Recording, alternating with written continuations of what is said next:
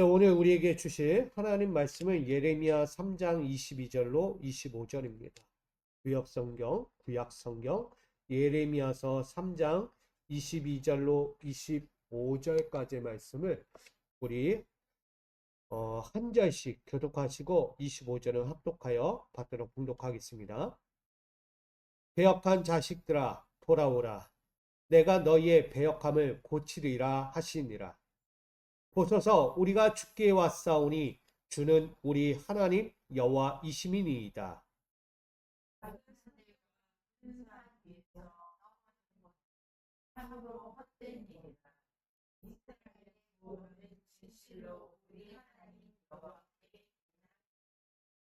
부끄러운 그것이 우리가 청년의 때로부터 우리 조상들의 산업인 양떼와 소떼와 아들들과 딸들을 삼켰사온즉 우리는 수치 중에 눕겠고 우리의 치욕이 우리를 덮을 것이니 이는 우리와 우리 조상들이 청년의 때로부터 오늘까지 우리 하나님 여호와께 범죄하여 우리 하나님 여호와의 목소리에 순종하지 아니하였음이니이다. 아멘. 할렐루야. 오늘도 귀한 은혜를 찾아 나오신 모든 성도님들에게 주의 은혜와 평강과 축복이 있기를 간절히 소망합니다. 오늘 예레미야 3장의 말씀 가지고 죄과를 아는 회개에 대해서 함께 나누려고 합니다. 죄과라는 것은 뭐죠? 우리가 지난날 내가 지었던 죄들에 대한 목록일 거예요. 그런 목록들을 우리가 한번 떠올려 보는 거예요. 내가 어떤 죄를 지었지? 내가 하나님 앞에서 어떻게 살아왔는가를 한번 차곡차곡 점검해 보는 거예요. 그 점검한 것은 끝난 것이 아니라 뭐까지 가야 합니까? 회개까지 가야 하는 거예요. 오늘 여러분들이 회개까지는 내가 죄과에 대해서는 알아요. 내가 뭘 지었고 내가 어떻게 살았고 나는 하나님 앞에서 어떤 모습이었는지는 다 압니다. 근데 마지막이 중요해요. 회개까지 가지 못해요. 모든 성경에 나오는 이스라엘들이 바로 그런 모습을 갖고 있습니다. 성경 66권에 등장하는 모든 이들이 다 동일해. 바뀌지 않아요. 죄과는 알아요. 내가 뭘 잘못했지? 내가 어떻게 살아온 건가에 대해서 너무나 뼈저리게 압니다. 근데 하지 않는 게 있어요. 그게 바로 회개였다는 것입니다. 여러분 회개가 무엇이죠? 메타노에오라는 뜻을 갖고 있습니다. 그래서 마음을 바꾼다. 무슨 일을 후회하다라는 뜻을 갖고 있죠. 결국은 새 행실로 뉘우치고 고치며 돌아온다라는 뜻을 갖고 있는 것입니다. 내가 지금까지 갖고 있던 죄과에 대한 삶에서 이제는 고치고 뉘우치고 돌아오겠다는 거예요. 그게 바로 회개입니다. 성경에 보면 이런 이야기가 있죠. 우리 요한복음 5장 14절에 보면 38년 된 병자의 이야기가 나옵니다. 그는 38년 동안 미문에 앉아서 고통 중에 있었어요. 왜냐하면 병 때문에. 근데 그 병은 어디서 왔는가? 그에게 인생에게 예수님께서 한마디 하세요. 더 심한 것이 생기지 않게 다시는 죄를 범하지 말라. 우리는 때로는 생각해요. 38년 된 병자는 처음 태어날 때부터 뭔가 잘못했으니까 그때 죄가 지어졌고 살다 보니까 문제가 생겨서 죄 때문에 병이 생긴 거야 라고 저주받은 것처럼 이야기해요. 근데 원래의 목적은 뭐냐면 이 병을 안고 살아가면서 짓는 죄가 있다는 거예요. 문제가 있어서 그 문제로 끌어안고 살면서 이런 죄 저런 죄 짓는다는 거예요. 사람은요 갖고 있는 문제가 너무나 극심하면 안 질 죄까지도 지게 되는 거예요. 가끔 드라마를 보면 그런 게 있어요. 신장 이식을 해야 돼요. 신장 이식을 해야 되는데 자기 순서가 안 와. 그래서 어떻게 해요? 불법을 저질러요.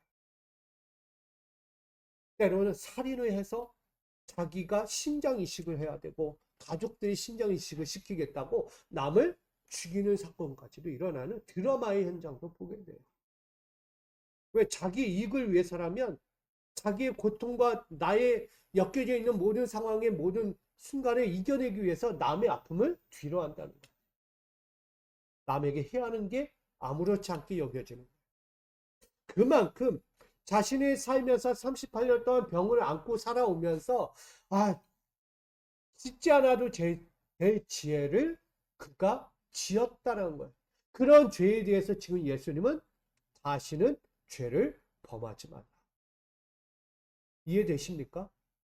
또 하나의 이야기가 있습니다. 우리 가늠한 여인에 대한 이야기죠. 요한복음 8장 11절에도 나도 너를 정죄하지 아니하노니 가서 똑같이 얘기해요. 다시는 죄를 범하지 말라라고 이야기합니다. 여인도 마찬가지였어요. 삶의 자리가 너무나 힘겼어요. 인생이라는 자리가 쉽지는 않잖아요. 내가 원하던 생각대로 가는 인생은 없어요. 어떻게 보면 이 여인도 뭐 남편을 잃었던 일, 뭐 앞뒤 정황은 없어요. 뭐 남편이 잃었거나 가족을 잃었거나 뭔가 상황에 이끌려서 어쩔 수 없는 자기의 삶을 유지하기 위해서 자신의 몸을 내어 던져야만 했던 여인이었어요. 그리고 때로는 그 모든 것을 떠나서 다른 행위들도 일어났어요. 근데 그 모든 것에서 뭐하라? 그 인생 가운데 어렵기 때문에 지을 수밖에 없었던 그 모든 죄를 지금 눈 감아 줄 테니까 다시는 이 죄를 똑같이 범하지 말라고 예수님이 명령하고 있는 것이에요. 이 두 가지 나오는 이야기, 38년 된 병자와 가늠한 여인의 이야기는 동일하게 이야기합니다. 다시는 죄를 범하지 말라는 거예요. 여러분, 회개라는 것이 바로 그거예요. 우리가 주님 앞에 나와서 내 죄과를 돌아보면서 회개했을 때 다시는 죄를 범하지 않겠다라는 결단과도 같은 거예요. 그 이유는 하나님의 마음, 그 하나님이 정하신 질서 가운데서 내가 떠났을 때에 다시 돌아온 것을 이야기합니다. 이해되십니까?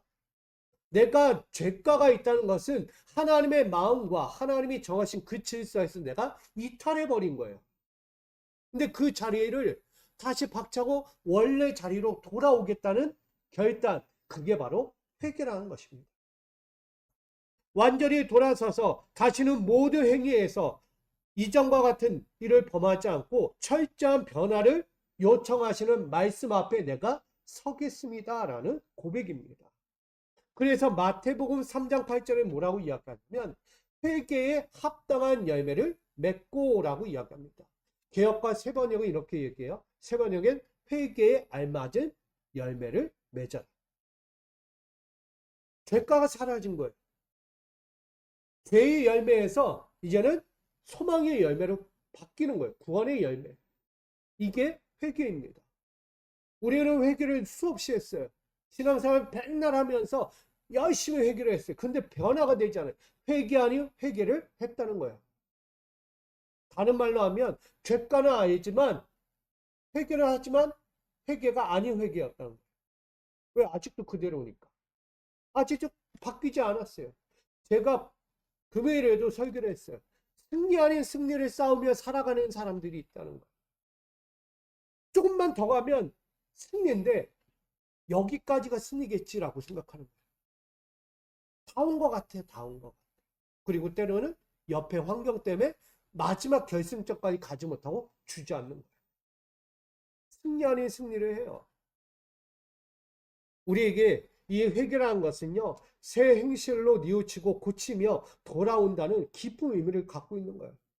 지금 여러분들에게 오늘 내 죄과만 알고 회개까지 나가지 못한 내 모습, 나의 아직도 완전하지 못한 그 모습을 함께 돌아보자라고 제가 전하는 것입니다.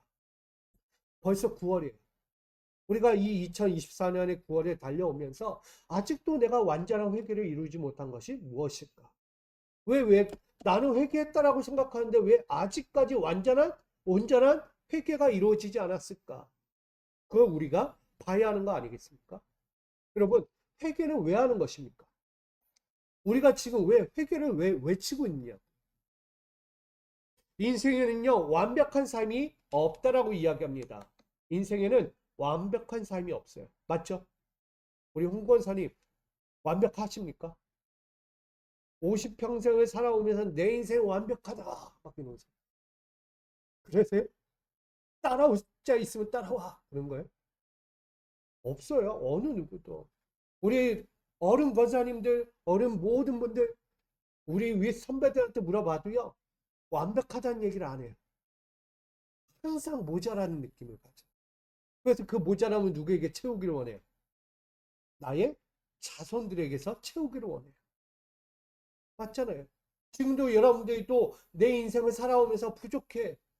아, 내가 이랬으면, 나도 이거 했으면 딱 좋았을 텐데. 저거 하나만 더 했으면 완벽했을 것 같은데. 그 모자람을 지금 못하니까 누구에게 전가해요? 내 자손들에게 전가해서 너는 꼭 해야 돼. 너는 내가 못했던 거 너는 꼭 해야 돼. 뭐 하고 있는 거야? 전가시키는 거예요. 그만큼 완벽한 삶은 없어요. 내 자손이 그렇다고 완벽할까요?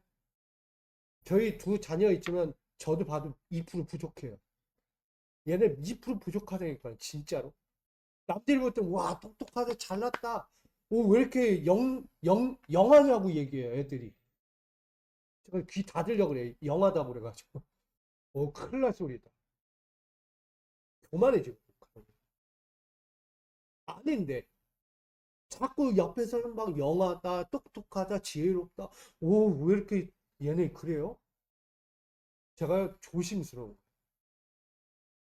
아무리 좋은 얘기도 잘 들어야 돼. 그만큼 뭐 해야 돼? 채워야 돼. 그만한 기준을 끝까지 유지해야 되는 거야. 조금이라도 부족해지면 뭐예요? 에이, 아니네. 이렇게 돼버려요. 그렇죠? 이게 쉽지 않다는 거죠. 인생에는요, 완벽한 삶이 없습니다. 누군가가 나는 완벽한 사람이라고 말한다면 그건 절대적으로 진심을 가정한 거짓말입니다. 거짓말이에요. 그 자신이 겉으로는 철두철미하고 부족한 것이 전혀 없는 것처럼 보여지지만 그 이면을 한번 살펴보면 그 철두철미하고 분명한 모든 것을 갖추기 위해서 그 이면에서 그만큼 또 뭐하고 있어요? 채우려고 노력하려고 애쓰고 있다는 거예요. 그러니까 한마디로 뭐예요? 완벽하지 않다는 거예요. 제가 이 자리까지 와 있는 이 자리에서 완벽해 여기서 완벽해라고 이야기해도 그 자리까지 오기 위해서 얼마나 노력했고 채우려고 했고 아니 그 자리에서도 아직 더 유지하기 위해서 버텨야 하는 거예요. 그만큼 힘든 거죠. 완벽하지 않다는 것입니다. 오늘 노력하고 채우고 애써야만 하는 그렇게 완벽하지 않는 우리의 삶을 분명히 대변합니다. 그러기에 우리 자신의 부족함을 항상 인정하고 우린 타자의 손길과 때로는 타자와의 연합을 항상 필요로 한다는 것을 인정해야만 합니다. 시편 103편 14절은 이렇게 전하죠. 함께 있습니다. 시작.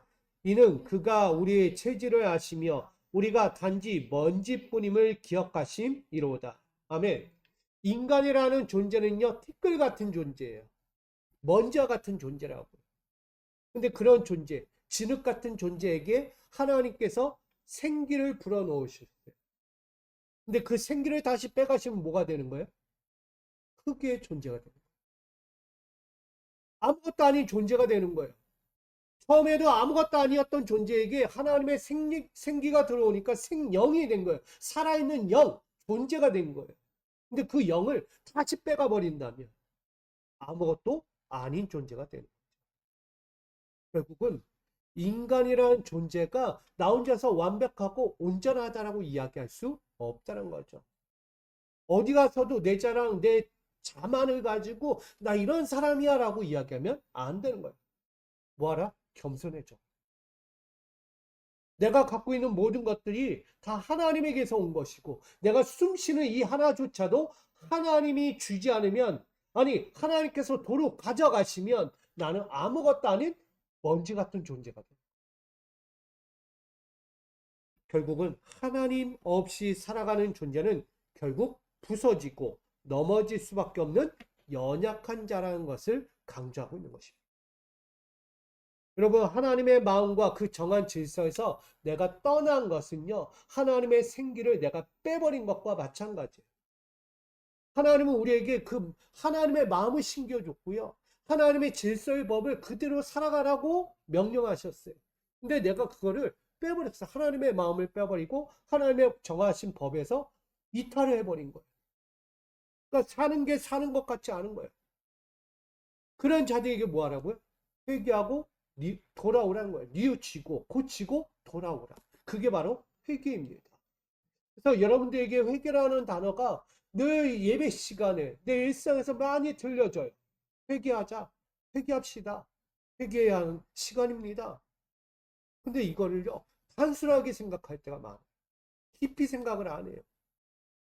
회개는 절실해요. 피 끓는 마음으로 기도하지 않고는 절대 이것이 되지 않아요. 우리가 살아오면서 느꼈잖아요. 9개월을 살아오면서 느끼는 감정이 뭐예요? 아, 나 고쳐야지. 나 바꿔야지. 제가 늘 그랬어요. 큐티를 하면서 결단이 나와요. 결단. 마지막 결단. 아, 나는 이렇게 한 주 동안 살 거야. 내가 여태까지 했던 것 중에 반복되는 거. 아, 정말 버려야 되는 거, 놓아야 될 것들을 놓지 않는 모습이 있었는데, 저 놓을 거예요. 고칠 거예요. 바꿀 거예요. 늘 결단합니다. 근데 9개월이 되도록 안 놔요. 바뀌지 않아요. 알면서. 머리는 아는데 손이 안 되고 마음이 안 나요. 삶이 그렇게 가고 있어요. 한마디로 회개 아닌 회개를 수없이 던지고 왔다는 것이죠. 여러분, 우리의 회개가 어떻게 해야 합니까? 하나님의 목적과 그 계획, 하나님의 때로는 주시는 그 기회, 그걸 주셨지만 우리는 재정비하지 않고 그냥 그대로 오는 거예요. 말로는 회개라고 이야기하지만 바뀐 게 없어요. 입으로는 수없이 내뱉었어요. 기도 시간에. 회개합니다. 하나님, 나의 잘못, 나의 잘못, 나의 잘못 수없이 외쳤어요. 외치기는 하지만 뭐가 없어요? 실천이 없는 거예요. 실천. 외쳤으면 변화가 있어야 되는 거예요. 구원의 길을 헛되이 낭비하며 살아온 우리의 모습을 돌아보자는 거예요. 회개를 왜 외칩니까? 결국은 내 신앙을 다시 재점검하면서 내가 말로만 외치고 완벽하지 않은 회개의 그 결단이 완벽해지도록 바꿔보자는 거예요. 그러기 오늘 한 가지로 보여준 게 있어요. 세례 요한이나 예수님께서 외치신 사건이 바로 그와 같다는 것을 보여줍니다. 마태복음 3장 2절에 이렇게 이야기하죠. 우리가 잘 아는 말씀. 회개하라, 천국이 가까이 왔느니라. 많은 사람들은 들었을 거예요. 와, 회개하자, 회개하자. 수많은 사람들이 요단강에 나가서 세례 요한에게 세례를 받습니다. 무릎을 꿇고 침례까지 합니다. 그리고 물속에 들어갔다 나와서 뭐합니까? 또다시 그 삶으로 갑니다. 회개 아닌 회개라는.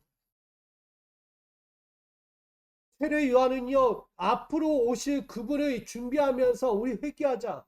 그가 오시면 다시 한번 이 땅의 구원이 새롭게 열릴 것이다. 결국 세례받은 게 그들의 목적은 뭐냐면 메시아 사건이에요.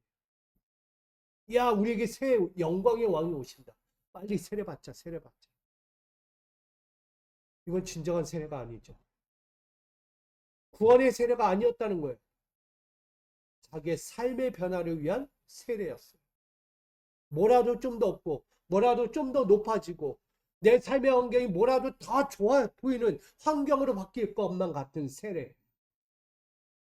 아주 이기적이고 육적인 그 세례를 그들이 받았다는 거예요.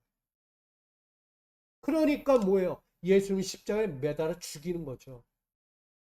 세례 받았다면 세례는 회개였어요. 그 회개의 세례를 통했다면 진정한 예수 메시아를 모셨어야 됐고 그분의 메시아 하나님의 아들 예수 그리스도로 인정해야만 했어요. 근데 그는 전혀 보이지 않잖아요. 완전히 배격했어요. 죽였어요. 욕까지 하면서. 하나님의 백성이라고 이야기했던 그들. 그러나 그들은 더 이상 하나님의 백성이 아니게 된 거예요. 이게 한 예예요. 회개 아닌 회개를 하고 있었던 그들의 모습이 저 요단강에서 흘러가고 있었다는 거예요. 여러분, 우리는 하나님과 맺은 백성입니다. 이 시대의 백성들도 하나님과 언약된 백성이죠. 누구 하나 언약된 백성이 아닌 사람은 없었어요. 하나님의 그늘 아래에 있었고 하나님의 통치 아래 다 살아가고 있었어요. 근데 그들에게 이 얘기예요. 아이러니하게 여호와께로 와라 오라. 이상하지 않으세요? 모두가 다 하나님의 백성인데 왜 굳이 여호와께 돌아오라고 이야기할까? 난 여호와의 백성이에요. 근데 왜 돌아갑니까? 난 와 있는데요. 아니라는 거예요. 육적인 행위, 그대의 육적인 행위는 정욕과 탐심의 불순종에 서 있다는 거예요. 육적으로 보면 그들은 정욕과 탐심이라는 이 죄 가운데 빠져서 하나님 앞에 불순종하기 때문에 돌아오라고 이야기합니다. 1차적으로. 그 다음 2차적으로 이야기한다면 그들의 영적인 행위에 대해서 이야기하는 거예요. 1차적인 건 누구에게나 전 세계에 있는 모든 인류, 이 70억의 인구에게 말하고 있는 거예요. 육적인 인구. 영적인 행위의 죄는 뭘까요? 믿음 없고 우상 숭배로 하나님을 떠나 있는 그들에게 돌아오라고 이야기합니다. 육적인 죄와 영적인 죄 두 가지를 이야기하고 있습니다.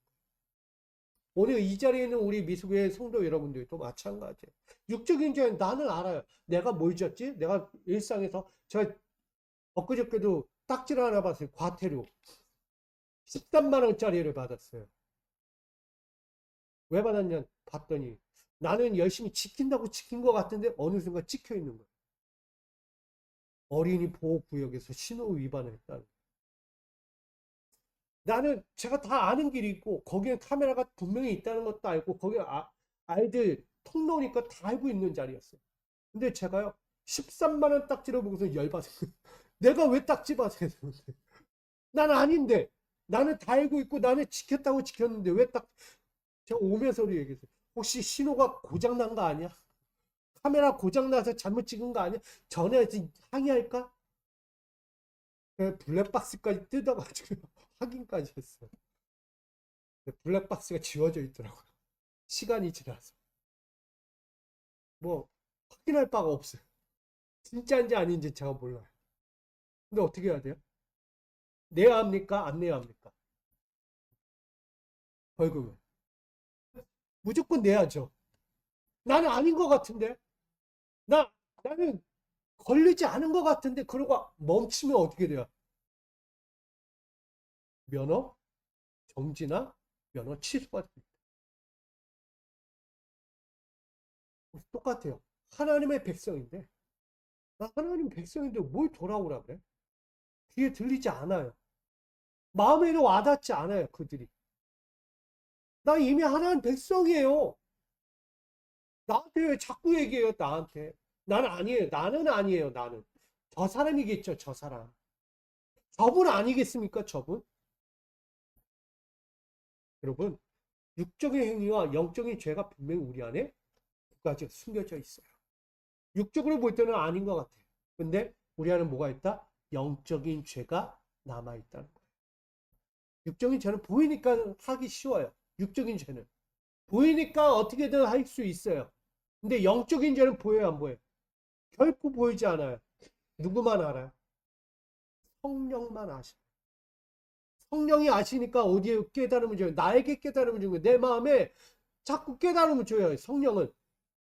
너 그거 알잖아. 너 그거 죄잖아. 근데 깨닫지 못해요. 영적인 죄는 알면서 깨닫게 해주시는데 그것마저도 거부하는 거예요. 그러니 그들에게 뭐라고 얘기해요? 돌아오라고 이야기해요. 우리는 안일한 신앙생활 가운데 내가 하나님과 맺은 언약만 생각하고 나는 아닐 거야 하면서 계속해서 회개 아닌 회개를 신앙 아닌 신앙을 믿음 아닌 믿음의 길을 살아가고 있지 않는가. 그래서 이야기합니다. 죄과를 안다면 회개까지 가라. 영적인 죄든 육적인 죄든 내가 안다면 회개까지 나가야 되는 거예요. 진정한 회개, 가식적이고 형식적인 회개가 아니다는 거예요. 하나님과 맺은 언약의 궤도, 하나님의 통치와 하나님의 그 영적인 영생의 길에서 내가 혹여라도 벗어났다면 속히 그 자리에서 돌아오라는 것을 말하고 있는 거예요. 왜? 하나님은 지금 구체적으로 새로운 길로서 다시 열어 주셨기 때문이에요. 그게 누구죠? 예수 그리스도다. 회개하라 천국이 가까이 왔느니라. 멀리 있지 않다는 얘기야. 곧 온다. 근데 우리가 그 회개를 대충 한다는 거예요. 얼마 남지 않은 그 구원의 길 앞에서. 이 회개의 외침 사건을 꼭 반드시 기억하며 우리 신앙생활 하기를 부탁드립니다. 그런 면에서 오늘 본문 예레미야 3장을 좀 보게 되면 돌아오면 고치리라 라고 오늘 본문을 정하고 있습니다. 본래 유다 이스라엘은요 여호와를 순종하는 백성들이었어요. 여호와를 섬기는 백성 유다. 근데 그 유다가요 19절에 보면 축복의 삶으로 기업의 보장을 받은 언약 속의 백성이라고 이야기해요. 하나님의 은혜로 말미암아서 축복을 누린 백성 남유다라고 이야기해요. 북이스라엘도 축복을 받았죠. 여로보암, 르호보암으로 흩어지면서 그들의 나라 가운데 하나님의 축복은 배나 더하게 주셨다는 거예요. 그런데 문제가 발생해요. 20절부터. 20절에 보니까 남편을 둔 여인이 떠나서 배도했다고 이야기해요. 떠나갔다. 남편이 있는 아내가 남편을 두고 떠나가버렸다라고 이야기해요. 이것을 다른 말로 하면 성경은 내 이야기한 게 뭐야? 동일하게 이야기해. 가늠한 자라고 이야기하고 자기의 모든 위기를 모면하기 위해서 떠나간 자라고 이야기합니다. 그럼 그들이 어디로 가느냐? 산꼭대기로 간다는 거예요. 21절에. 높은 산이든 작은 산이든 올라가서 여호와 앞에 부르짖는 거예요. 하나님, 하나님, 나의 이 억울함과 고통과 어려움들을 빨리 해결해 주십시오. 외친다는 거예요. 이해되십니까? 내 인생의 문제 가운데서 그 문제를 해결하지 못하고 도망치듯 나아가지고 하나님께 외치고 있는 거예요. 높은 산이든 낮은 산이든. 근데 그곳에서 이야기하는 거예요. 뭐냐? 이들의 본심이 없다.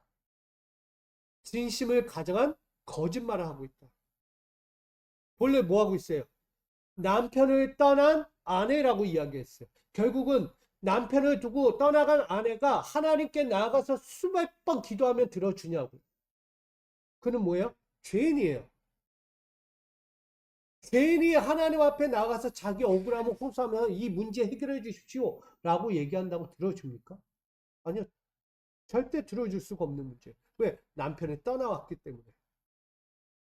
나아가서 자기의 기업, 하나님이 주신 기업을 떠나서 자기의 영광을 찾고자 높은 곳에 올라가서 하나님 나에게 영광 좀 주십시오. 내가 누릴 것 좀, 내가 지금 갖고 있는 모든 것에서 배나 더하는 하나님의 영광을 주십시오라고 달란다면 주시겠냐고요. 하나님에게서 떠난 자인데. 입술로는 하나님 찾고 입술로는 하나님 구하지만 결코 그렇지 않다는 거예요. 이 유다의 백성들은요 한마디로 이야기해요. 진심을 가정했다. 거짓말쟁이들. 그래서 이방 나라들이 보면서 뭐라고 얘기했냐면 조롱하고 있다라고. 야, 유다 봐라. 좀 어리석은 것들. 하나님께 가서 구한다. 하나님. 근데 남유다와 이스라엘은 어떻게 되죠? 이방의 나라 가운데 폭삭 멸망합니다. 잘 생각하셔야 돼요.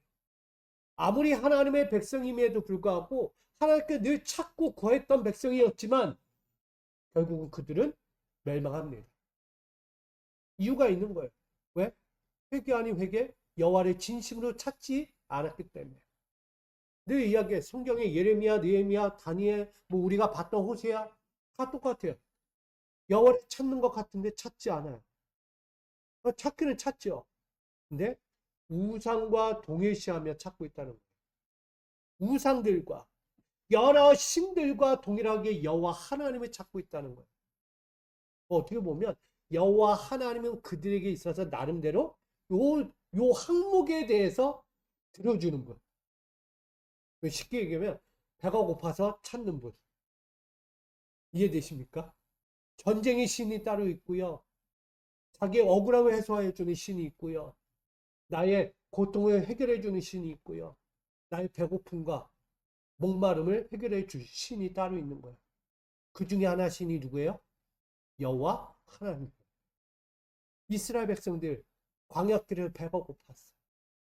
너무 배고팠어. 물도 없어요. 먹을 것 좀 주십시오. 누구한테 구했더니 줬어요? 하나님께 구했더니 주셨잖아요. 풍성하게 줬어요. 만나와 메추라. 뭐가 된 거예요? 수많은 신들 중에 하나로 보이는 거예요. 이스라엘은.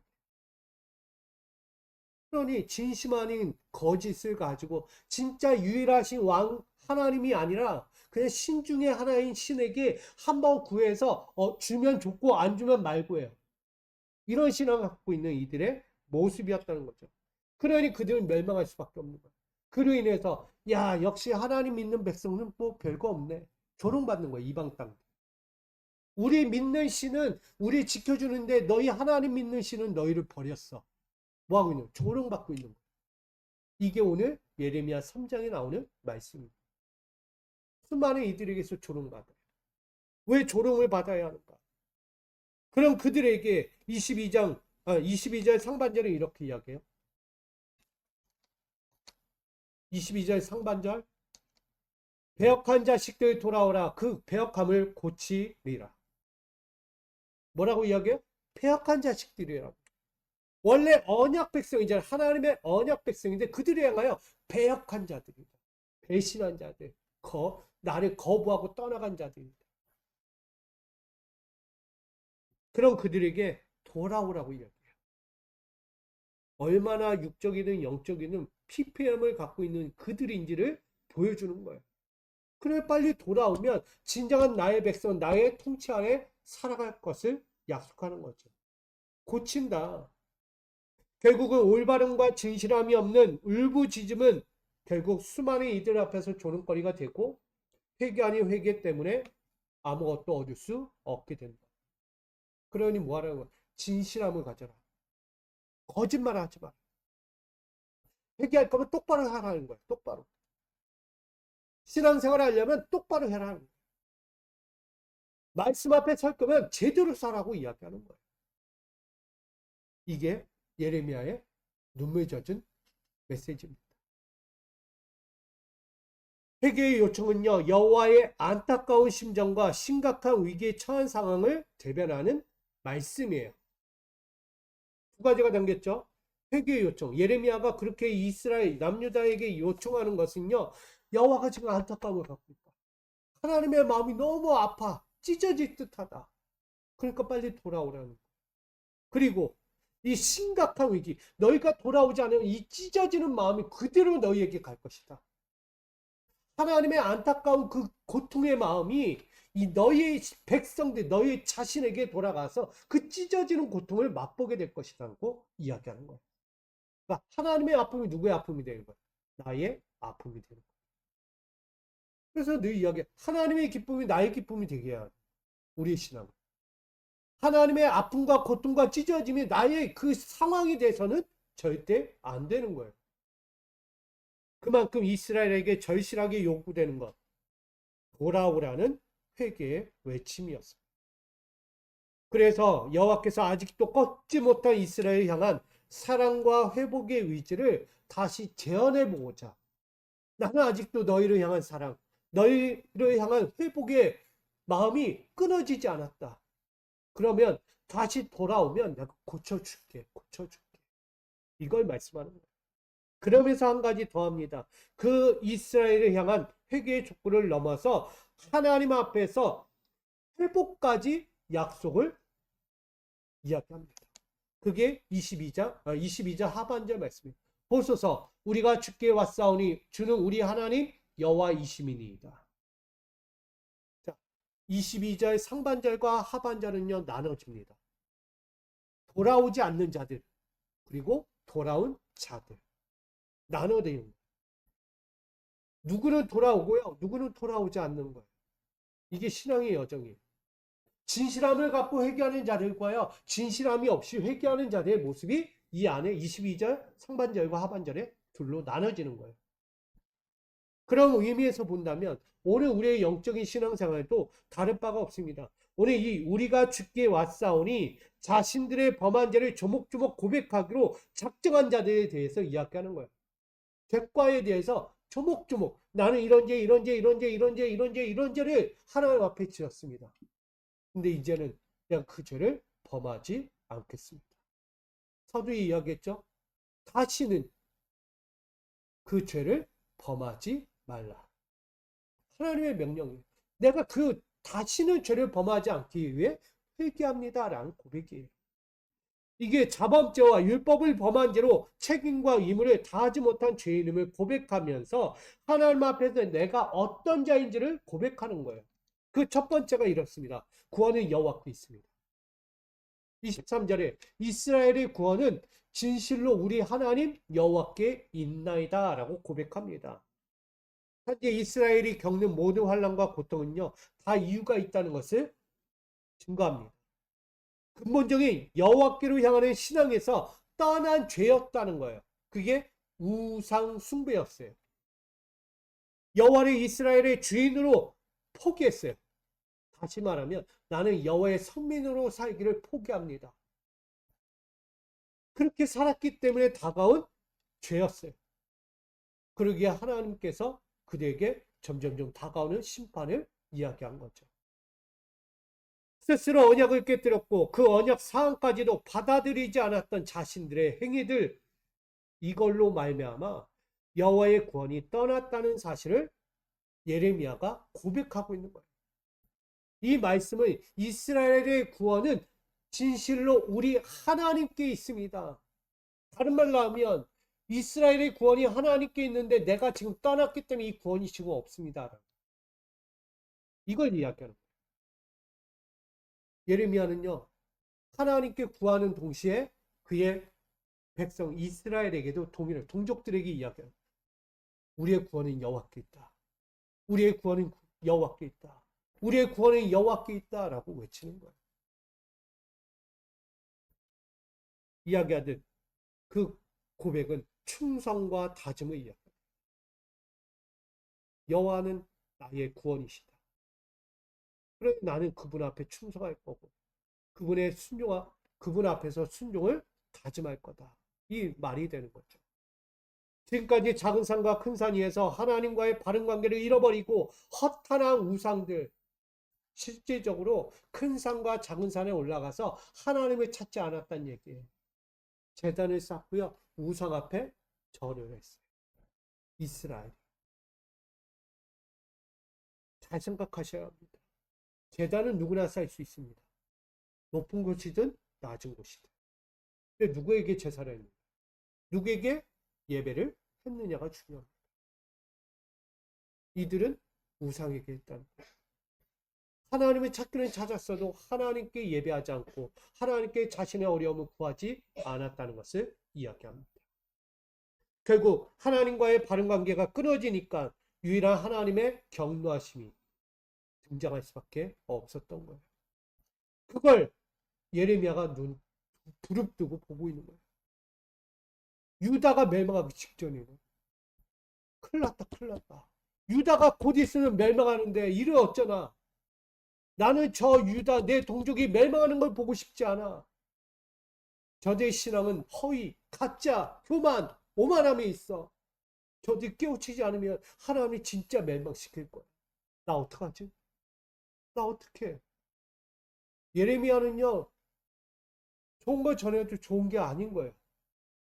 그는 지금 뭘 전하고 있다고요? 심판을 전하고 있어요. 심판. 너희가 돌아오지 않으면 심판이야. 심판.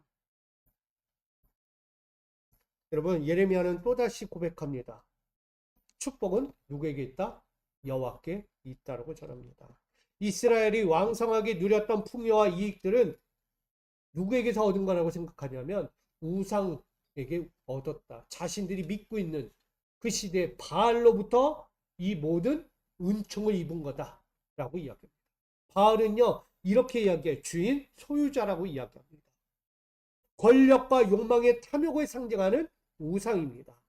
고대 가나인들이 섬겼던 남신이고요. 이 신을 주인으로 모시면서 때로 이 바알이 갖고 있는 특성이 있어요. 폭풍의 신, 비의 신, 때로는 농협의 풍요를 가져다 주는 신으로 상징합니다. 그래서 많은 사람들이 이 바알의 앞에서 제사를 드릴 때 어떻게 했냐면 이 씨 뿌리는 농경의 비유를 들어서 섬겼다는 거예요. 씨 뿌리는 게 뭐죠? 씨를 뿌리면 결실을 거두잖아요. 이거를 성교로 바꿔버려요. 육적인 성교. 성적인 타락을 통해서 얻는 거예요. 자산의 그 축복을 얻는 거예요. 그 얻는 축복이 이 바알의 신이에요. 그가 영광이라고 여기는 거죠. 또한 하지 말아야 할 것이 있는데 인신공양이 있어요. 우리가 알고 있듯이 인신제사예요. 이런 아이들을 갖다가 바치는 거예요. 바알에게 바치는 거예요. 살아있는 자식의 자식들을 그냥 갖다가 죽이는 거예요. 그게 인신공양이에요. 그렇게 하면 폭풍, 비, 자기의 풍요들 모든 것을 얻을 수 있다라.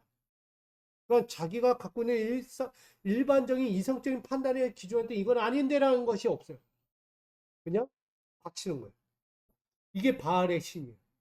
이런 바알 앞에 그들의 모든 풍요와 왕성한 누림이 이 바알 앞에 있었다는 것을 그들이 말하고 있는 것입니다. 그때 이렇게 이야기해요. 예레미야 3장 오늘 본문 24절. 부끄러움 그것이 우리가 청년의 때로부터 우리 조상들의 산업인 양떼와 소떼와 아들들과 딸들을 뭐했다? 삼켰다라고 이야기해요.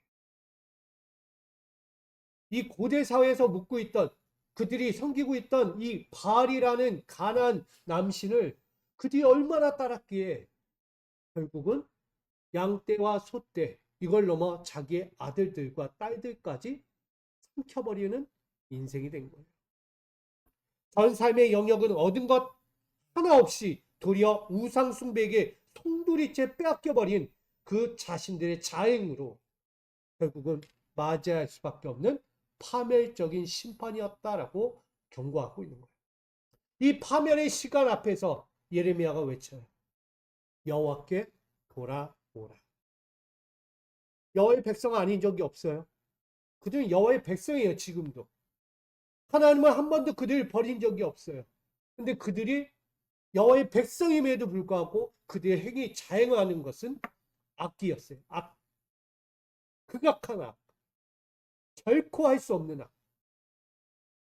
결국 지난날 이스라엘이 그렇게 필연적인 피폐함에 송두리째 빼앗기면서 절망과 고된 인생살이를 살 수밖에 없었다는 것이죠. 이런 이스라엘이 누렸던 왕성한 풍성함이 이제는 누가 주었는가를 분명하게 제시하고 있습니다. 진실을 가정한 거짓, 무지에 빠져있는 이 바알을 섬기는 너희여 돌아오라. 계속해서 이야기해요. 여호와께 돌아오라. 한마디로 뭐예요? 여호와께서 이 풍요와 너희들의 충만한 그 누림의 복이 여호와께서 주신 것임을 계속해서 강조하고 있는 거예요. 우상에게 가지 마라. 우상은 빨리 제거해라. 이걸 말하는 거죠.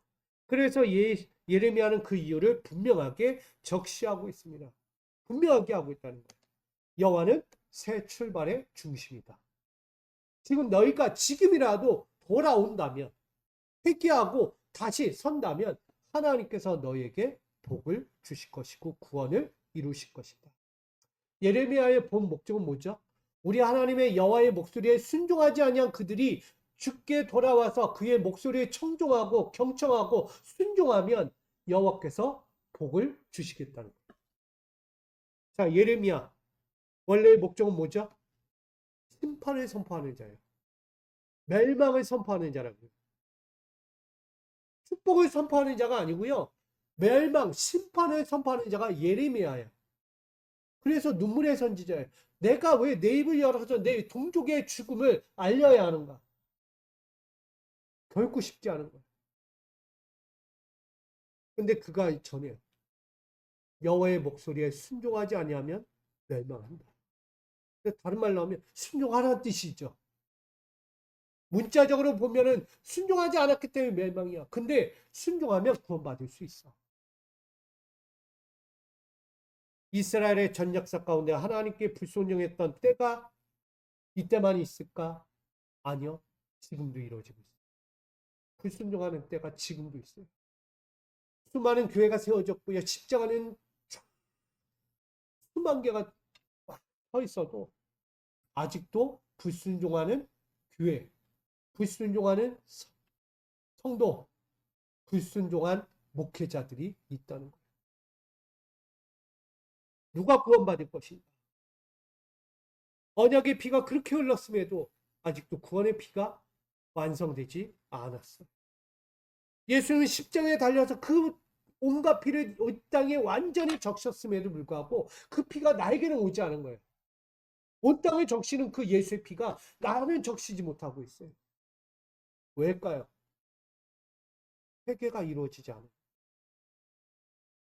예수님만이 그 회개로 우리 인류를 구원하는 것을 끝나면 안 돼요. 그걸 내가 받아야 되는 거예요. 그러니 우리는 그 몸과 마음이 완전히 떠났기 때문에 결국 한마디 듣는 거예요. 저희 둘째 아이가 맨날 해요. 배신자, 배신자. 저만 어디 갔다 오면 혼자 갔다 오고 배신자. 똑같아요. 하나님이 보실 때, 예수님이 우리를 보실 때 그렇게까지 했는데, 그렇게까지 너희를 위하여 내 몸을 던졌는데 배신을 때려. 아직도 돌아오지 않고, 아직도 나를 거부하고 자기 욕심과 욕망을 위해서 다른 길로 가고 있어. 그러면 뭐라고 들려요? 배신자라는 단어가 들려오는 거예요. 오늘 죄과라는 이야기를 꺼냈습니다. 죄과는요, 하나님에 대한 반역 행위라고 이야기해요. 내가 알고 있어요. 내가 하나님께 어떤 반역을 저질렀지? 내가 어떤 행위로 하루하루를 살아왔는지 다 알고 있어요. 이 죄과. 근데 이 죄과에 분명한 것, 아는 회개가 필요합니다. 알았다면 철저함이 필요한 거예요. 그냥 누가 하니까, 누가 보니까 그런 회개가 아니고요. 그 정하신 법과 질서에서 반하는 악행들에 대하여 스스로 인지하고 깨닫는 것입니다. 영적 태만과 부주의에서 비롯된 자신들의 행위에 대해서 후회에 머무르지 않도록, 후회에 머무르죠. 회개했는데도 뭔가 찝찝하고, 회개했는데 뭔가 마음에 탁탁지 않고, 회개했는데 아직까지도 여전히 불편하면 그건 회개 아닌 회개죠. 다시금 영적 본연의 자리로 돌이켜서 새 출발을 하려는 자세를 가져라. 그게 진정한 회개입니다. 그래서 오늘 열왕기상 13장 17절은 이렇게 전합니다. 있습니다. 시작. 이는 여호와의 말씀이 내게 이르시기를 내가 거기서 떡도 먹지 말고 물도 마시지 말며 또 내가 오던 길로 되돌아 가지도 말라 하셨음이로다. 여호와의 말씀을 끝까지 준행하는 자는요, 여호와께서 함께 하실 것을 약속하는 말씀입니다. 첫 믿음을 지켰다면 그 믿음이 어디까지 가야 돼요? 끝까지 가야 되는 거예요. 첫 믿음을 가지고 가는 가운데 상황이 바뀌었어요. 상황이 바뀌어도 끝까지 그 믿음은 변함이 없어야 되는 거예요. 내가 약속했던 가나안이라는 것을 받았다면 가는 길에 홍해를 만나든 물이 없든 밥이 없든 대적과 아말렉과의 전쟁이 있든 뭐 해야 돼요? 가나안 땅은 버리면 안 되는 거예요. 근데 그들은 버렸어요. 늘. 계속 버렸어요. 가나안 땅이 뭔 말이야? 가나안 땅은 나에게 없어. 가나안 땅 지금 얘기하지 마. 뭐가 있어서? 홍해가 있고 물이 없어서 밥이 없어서 자기의 가는 길에 대적 아말렉이 진치고 있어. 거기에 나가 요단 저편에서 가나안 땅을 봤더니 거대한 거인족들이 살고 있는. 돌아가자. 거기서조차도 돌아가자. 우리는 안 돼. 이게 그들의 모습이에요. 편함이 없어. 늘 한결같이 죄송하니 한결같은 죄인들. 오늘 저는 결론을 맺고자 합니다. 죄과라는 회개는 과거의 죄과와 지금 현재적 죄과를 모두 알아야 한다고 이야기해요. 과거와 현재의 죄과. 알면 어떻게 돼요? 내 미래의 죄과가 있을까요? 없을까요? 당연히 없어야 되는 게 맞는 거죠. 과거와 현재의 내 죄과가 뭔지를 안다면 미래의 죄과가 없어야 되는 게 맞는 거예요. 근데 그게 미래에도 또 있다? 그건 문제가 심각한 거예요. 진정한 회개가 없으니까. 회개는요, 약속이 깨졌을 때 찾아오는 결과적 행동 방식이에요. 지난 가우들에 대한 잘못을 인정하는 것이고요. 다시금 바른 생각과 옳은 길로 나아가는 결단의 고백이기도 합니다. 저는 그래서 우리 성도 미숙의 성도 믿음의 권속들에게 축복으로서 권면합니다. 시편 34편 18절. 여호와는 마음이 상한 자를 가까이 하시고 충심으로 통회하는 자를 구원하시는도다. 누구나 상한 마음을 가질 수 있어요. 신앙생활을 한다고 상한 마음 안 가져요? 다 가져요. 외적이든 내적이든 다 상한 마음 갖고 산다는 거예요. 그럼에도 불구하고 충심으로 통회하는 자, 나의 과오, 나의 신앙의 죄과를 깨닫고 통회하는 마음 가지면 하나님은 뭐한다? 하나님은 사죄의 은총을 기다리고 있는 거예요. 진심으로 통회하는 마음, 사죄의 은총을 기다리고 있는 거예요. 그 마음에서 나오는 입술과 행실을 지키는 자, 하나님은 위로운 은총을 반드시 내려주실 것을 약속하고 있는 것입니다. 그러므로 우리 해야 할 일이 있습니다. 뭐다? 구원은 누구에게 있다? 구원은 누구에게 있다? 그 다음 축복은 누구에게 있다? 축복은 누구에게 있다? 여호와는 우리에게 뭐다? 여호와는 우리의 새 출발의 중심이에요. 그 새 출발의 중심 가운데 내 구원과 축복을 여호와께 맡기세요. 열왕기하 3장에 이런 이야기 했어요. 3장부터 13절부터 27절까지의 말씀에 이렇게 이야기합니다. 여호와께서 행하시는 일은 모든 것이 작은 일이다. 말씀 중에 이 말씀이 있어요. 하나님에게 있어서 모든 문제는 작은 일에 불과하다. 온 천하의 주인이시니 말씀만 하시면 되는 분이고요. 그냥 후 바람만 불어도 모든 역사가 일어나는 분이에요. 하나님에게 있어서 우리 일상의 상심한 마음, 상심한 고통, 상심한 일들은 작은 일에 불과한 거예요. 근데 우린 크잖아요. 근데 하나님에게서는요, 아주 작은 일에 불과한 거예요. 작지만한 것, 손톱만한 것, 그것밖에 되지 않아요. 그래, 뭐 가볍게 여기죠, 하나님. 여러분, 여러분들이 진짜 새 출발을 하기 원한다면, 진정한 회개가 있기를 원합니다. 입술로만 떠드는 죄가가 아니고요. 내 진심에서 나오는 그 회개가 일어날 때 하나님은 여러분에게 새 출발이 되는 거예요. 이걸 깨닫지 못하면 과거와 현재의 내 죄가가 앞으로 아니 예배 이후에도 계속 진행될 거예요. 그 진행은 곧 뭐냐? 이스라엘 유다의 멸망, 북이스라엘의 멸망을 보는 거예요. 바벨론과 아수르의 멸망하는 이스라엘의 완전한 끝남을 보는 거예요. 왜? 들었는데 깨달았는데 회개가 없었으니까. 돌아오기는 돌아왔는데 회개가 없어요. 또다시 과거로 가니까. 미래가 없는 거죠. 오늘 저와 여러분, 오늘 하나님의 마음과 뜻을 느낀다면 그 약속하신 언약 속에서 하나님이 주고자 하는 그 축복의 기업 속에서 진정한 회개를 통해서 정말 과거로 가지 마시고 미래에 나에게 약속된 그 영원한 축복의 기업을 영원토록 누리면서 살아갈 수 있기를 간절히 부탁드립니다. 이게 우리가 할 일이에요. 의무적인 신앙 하지 마세요. 부탁드립니다. 의무적인 신앙생활 하지 마세요. 누가 시켜서 뭐 하라고 해서 의무적인 신앙생활. 여기 있는 목회자가 이렇게 하십시오, 저렇게 하십시오. 의무적인 신앙생활 그거 백날 해봐도 구원 없어요. 진심에서 나와야 돼요. 진심에서 나와서 하나님 앞에 엎드리셔야 돼요. 그리할 때 하나님 받으시고요. 하나님께서 끝날 마지막 때의 구원의 자리로 들림 받게 되는 거예요. 이해되십니까? 우리 모두가 정말 하나님 안에서 그 축복의 의무를 다하여 정말 영광에 이르는 우리 모두가 되기를 주님의 이름으로 축복드립니다. 그런 마음에서 우리 이렇게 인사하고 마치겠습니다. 새 출발을 위해 회개합시다. 아멘. 우리에게 지금 새 출발을 위한 시간이에요.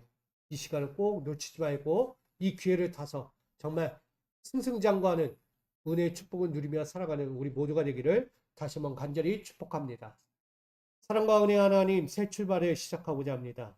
지난날 우리의 죄과를 다시 한번 돌아보며 이것을 끌어안고 또다시 미래로 나아가는 것이 아니라 이제는 완전히 내어 던지고 주님 주신 그 새 삶의 구원과 또 한번 축복의 그 시간을 우리가 바라보며 달려가는 믿음의 자리가 되게 하여 주시옵소서. 다시 한번 결단하며 주의 길을 살아가고자 하는 모든 우리 미소가족 모든 성도들에게 함께 하실 걸 믿으며 예수 그리스도의 이름으로 기도하옵나이다.